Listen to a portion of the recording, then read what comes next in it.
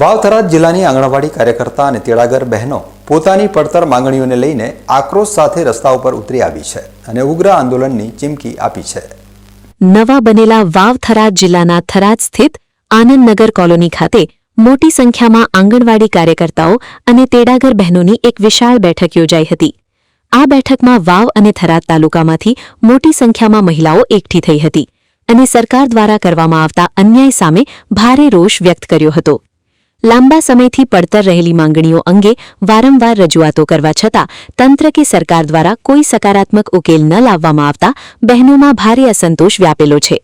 આંગણવાડી બહેનોની મુખ્ય માંગણી છે કે તેમને માનદ વેતનના બદલે પૂરતું અને યોગ્ય વેતન આપવામાં આવે તથા તેમને સરકારી કાયમી કર્મચારીનો દરજ્જો આપવામાં આવે।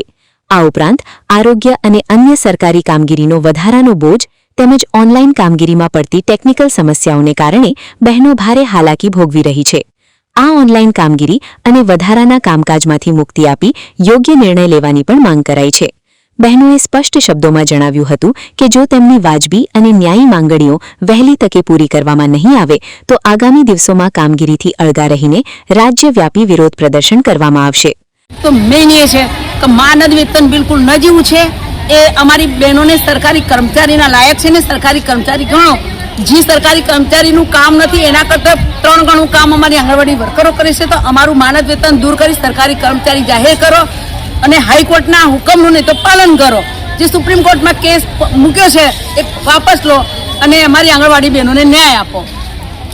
આજે દેશવ્યાપી જે જેલ ભરો આંદોલન છે એના સમર્થનમાં આંગણવાડી કર્મચારી સભામાંથી ચંપાબેન પરમાર આંગણવાડી કર્મચારી સભાના પ્રમુખ તરીકે હું આ જે જેલ ભરો આંદોલન છે એને હું સમર્થન આપું। આજે અમે રાષ્ટ્રવ્યાપી જે હડતાલ છે એના સમર્થનમાં અમે તમામ વાવ-થરાદ જિલ્લાની બહેનો ભેગા થયા છીએ, માસીએલ ઉપર છીએ। અમારી એક જ માંગ છે કે સરકારશ્રી અમારા માનદ વેતનમાં વધારો કરે। ગુજરાત હાઈકોર્ટે જે અમને વધારો આપ્યો છે, સરકાર સુપ્રીમ કોર્ટમાં ગઈ છે તો અમારી નામદાર સરકારને વિનંતી છે કે કેસ પાછો લે, અમને બહેનોને માનદ વેતન પૂરું આપે એટલી અમારી ગુજરાત સરકાર અને ભારત સરકારને વિનંતી છે। અત્યારે શું કાર્યક્રમો છે? અત્યારે અમે સરકારે જે આજે રાષ્ટ્રીય સમર્થન આપવા માટે અમે બધી વાવ-થરાદ જિલ્લાની બહેનો ભેગા થયા છીએ। આંગણવાડી કાર્યકર્તા બહેનોના આ આક્રોશ બાદ હવે સરકાર અને તંત્ર તેમની માંગણીઓ પ્રત્યે શું વલણ અપનાવે છે તેના પર સૌની નજર મંડાયેલી છે। Hajaji Rajput, BK news channel, Tharad.